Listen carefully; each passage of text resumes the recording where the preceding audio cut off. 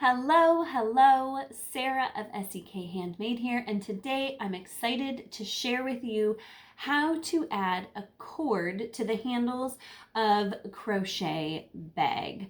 I love, I'm a bag lady. I love taking bags with me, but I confess I tend to stuff them full of things and end up carrying a few things of my kids that I wasn't planning on anyways. And I find that sometimes, depending on the bag, the handle of crochet bags just aren't comfortable over my shoulder. And this is a great technique to add a cord to give it some sturdiness, some padding, and some comfort. So let's go. I love a crochet bag. They're so fun to make and use, but one of the things that always gets me are the handles. And so I have been on a mission to try to find ways to add stability and structure to the handle of crocheted bags. And one of the ways I found to do this is by adding a nice sturdy cord on the inside.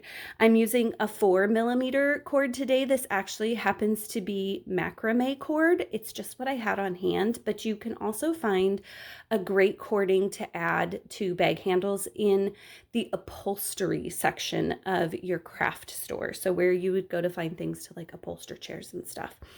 I always start by adding some tape to the end of my cords. You can see I haven't done hardly anything with this cord and it's already starting to fray at the end. So I highly recommend just taking a little piece of tape, wrapping it around after the fraying, and then that will hold your yarn and keep it from fraying. And then I just cut at the very end of the tape. It doesn't take a lot of tape to hold that in place, and cut off the frayed end, and then you'll keep a nice straight end.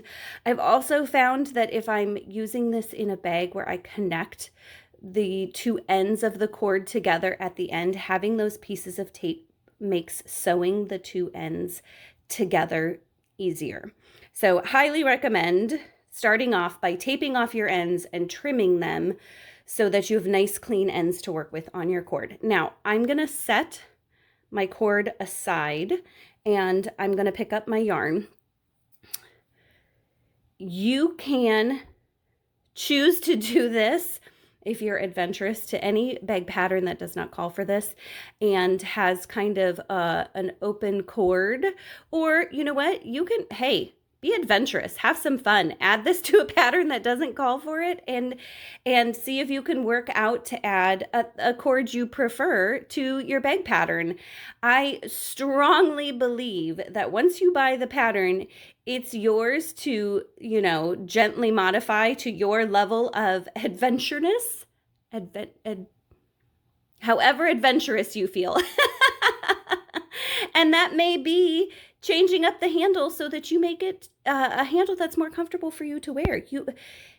Friends, if you make it exactly like the pattern and you end up not liking it, that's not worth it. If you can make a small modification to make it something you'll love and use, that is important. I highly recommend. Okay, off my soapbox and on to my cord.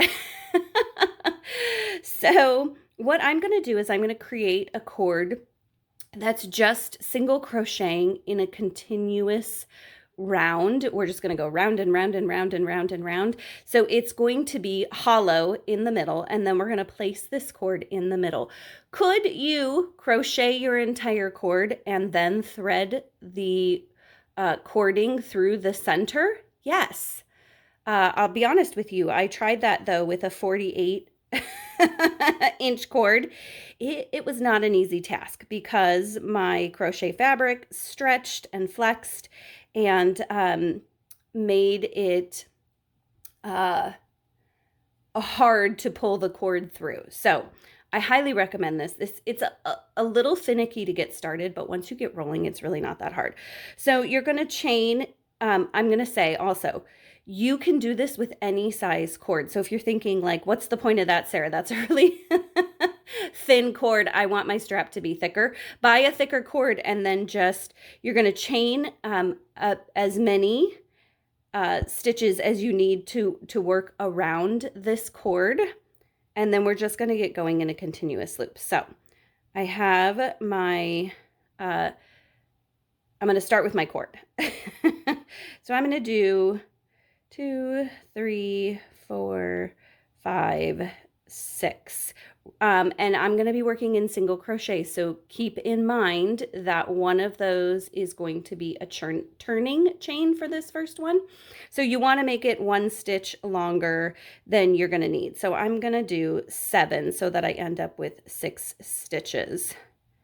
So then I'm going to go into that second stitch, that second chain, sorry, and I'm just going to work back a row of single crochets. Could you join in the round at this point and start working around and around? Yes, I find that to be a little finicky when I go back and work into the chains. Then you've got a flat row to join and start working in the round. You may be noticing that I work into my chain a little differently. If you've learned a more traditional way of working into your chain, that's how I originally learned. I like to work into the back bump. That's just my personal preference, but does not affect this at all. So once you've got your chain there, you're just going to, and this is because the small diameter of my cord, this is going to be a small diameter cord here too. I'm going to slip stitch into that first stitch, and this is the only time I'm joining the rows. I'm going to chain 1, and then I'm just going to work a single crochet into each stitch, and I'm going to do this continuously. Like I said, starting out, this is a little finicky, I'm not going to lie. But once you get a little distance on, oops, not a slip stitch, Sarah. Pardon me. We're working single crochets. Once you get a little distance on your cord here, it gets easier. So I'm heading back to the beginning here, and I am not going to slip stitch.